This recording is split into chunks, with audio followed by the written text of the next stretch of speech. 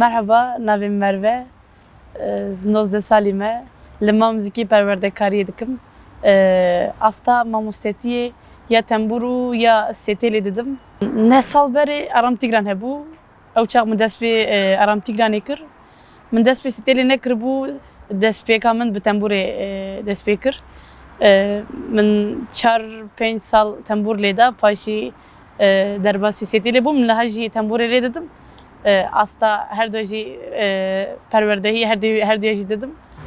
Bi müzikî rastî jî jiyana mirov yani yê min goherî ez destpêkê vegerim destpêkê xala destpêkê bikim. Ew çax min nas nedikir ez nizanibûm navê setêlê çi ye, navê temburê çi ye, navê wan jî nizanibûm. Paşî ku min hîn bû min dît ku heval lê didin min jî xwest dest pê amûrekê bikim. Min ew çax bi tembûr û setêlê nas kir. Niha tiştekî pir cuda ye ku ew çax ez niha hîn bûm, niha asta mamostetiyê dikim. Hîsekî pir xweş aslında mirov dibe ku nikare qal bike lê. Pêvajo kengê me dest pê kir hîn qayyum nehatibû. 4 sal ku min li wê yê zaroka qedan de ew çax piştê wê qayyum hat me ma müzikê vekir. Zehmet bû yani me sê meh navber da wexta ku qayyum hat. Lê me yani xebat nesekiniya li mala berdewam kir. Me tune bû dibistan tune bû lê wek min got me li mala berdewam kir. Niha piştê wî me ma müzikê vekir. Bû 5 sal ma müzik vekiriye. Niha me asta mezine jî me xwend, me 4 sal xwend qediya. Niha asta mamostetiyê em dikin.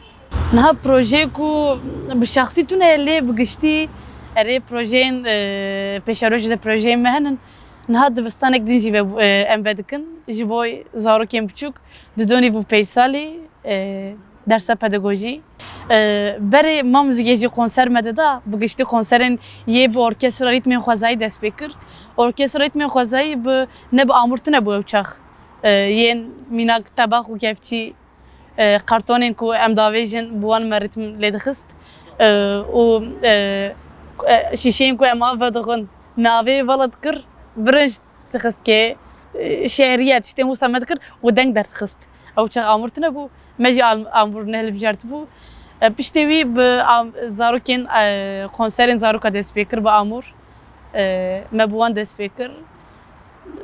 Niha konserê me bi giştî dibin yê jine heye. Konser sê konserê ye. Yê ji bo zaroka orkestra rîtmên xwezayî û yê amûrê yê bi giştî yê mezine heye û sêmî jî yê jine heye. Konserê me wisa berdewam dikin. Niha ji ber rewşî em nikarin konserê bifikirin. Setêl wek sernavê wî sê têlên wî heye. Yek doz sê têlên wî hene. Amûrek rojhilatî ye li vir tune ye. Em ji derve dixwazin tê li vir. Bi dest têlêxistin, tiştek nelêxistin. Wisa